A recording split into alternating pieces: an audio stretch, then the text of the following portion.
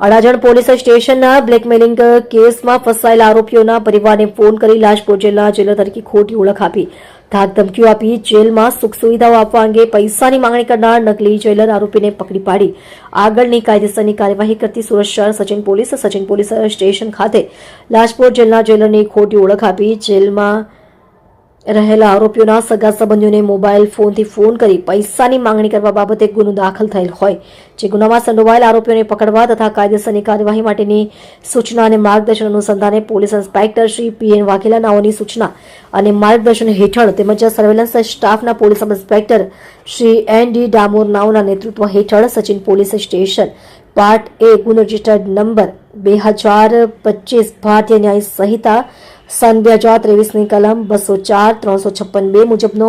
લાજપોર જેલના જેલરની ખોટી ઓળખ આપવા બાબતનો ગુનો દાખલ થયેલ હોય જે ગુનાના તપાસ માટે સચિન પોલીસ સ્ટેશનના પોલીસ માણસોની અલગ અલગ ટીમો બનાવી સદર ગુનાની તપાસમાં હતા તે દરમિયાન સદર ગુનામાં સંડોવાયેલ આરોપી નામે રાજેશભાઈ નરેન્દ્રભાઈ ત્રિવેદી ઉંમર વર્ષ 49 ધંધો દલાલ રહે હાલમાં મકાન નંબર 26 આનંદ સોસાયટી વિભાગ 1 જયમાલા ઈસનપુર અમદાવાદ શહેર મૂળ વતન